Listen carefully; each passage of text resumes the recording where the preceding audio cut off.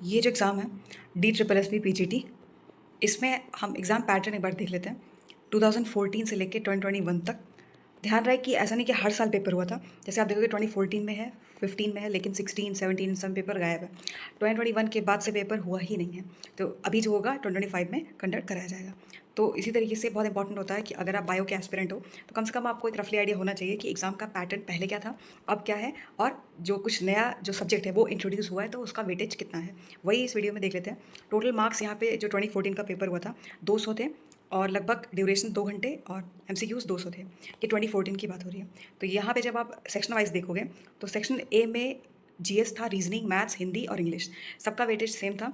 वो ये कि 20 क्वेश्चंस थे, 20 मार्क्स के ही थे, और ये सेम था। लेकिन जो कि इंपॉर्टेंट है, जहाँ फोकस करना, वो ये है कि जो सेक्शन बी बायो है वहाँ पे आप ध्यान देना कि पहले 100 क्वेश्चन आते थे, 100 मार्क्स के आते थे।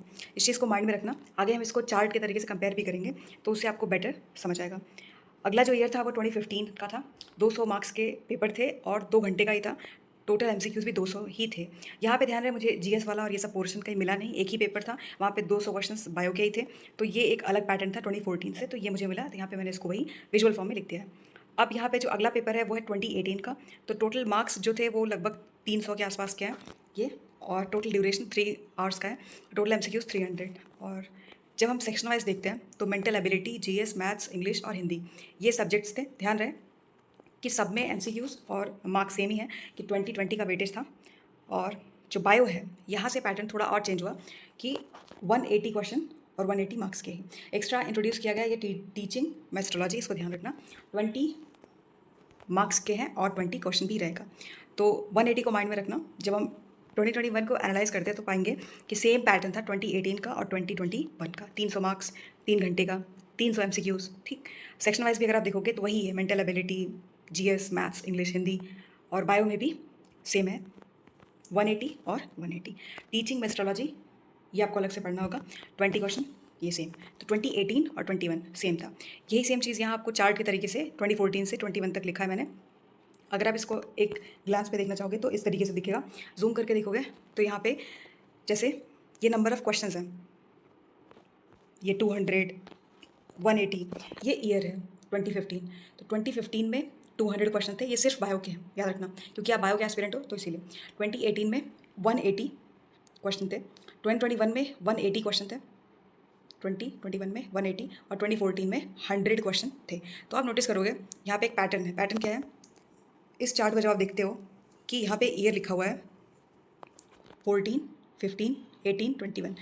14 में 100 बायो का था, फिर उसके बाद बढ़ के सीधा 200 हो गया, फिर उसके बाद थोड़ा घटा। यहाँ 2018 में ये हो गया 180, फिर 180 से कांस्टेंट है, सेम ही है, इस बार भी 180 ही आएगा।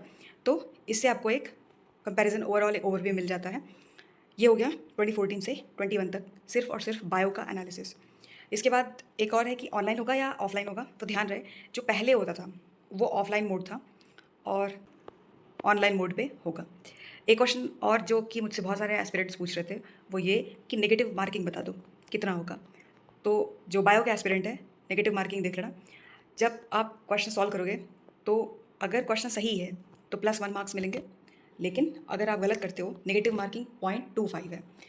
और इस चीज़ को भूलना मत, जितनी बार भी आप मॉक टेस्ट अटेम्प्ट करते हो या प्रीवियस ईयर पेपर को भी आप एक मॉक के तरीके से अटेम्प्ट करते हो, तो खुद से एनालाइज करते टाइम याद रखना कि +1 आपको देने हैं मार्क्स अगर सही है, और 0.25 डिडक्ट करने हैं अगर गलत है। इस तरीके से आप अपना स्कोर खुद कैलकुलेट कर सकते हो। तो ये हो गया पूरा एनालिसिस 2014 से 2021 का।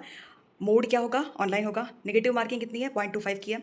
और टोटल नंबर ऑफ क्वेश्चन का कंपैरिजन, ये चार्ट देख लेना, ये चार्ट और ये चार्ट बहुत इंपॉर्टेंट है।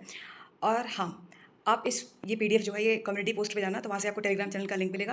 और ये जो है सेम लोगो है, वहाँ से आप इसको डाउनलोड करके अपने स्टडी टेबल पे प्रिंट करा के रख सकते हो।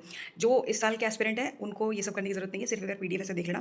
जो नेक्स्ट ईयर के एस्पिरेंट है उनके लिए बात की जा रही है कि इसको आप प्रिंट करा के रख लेना, क्योंकि इंपॉर्टेंट PDF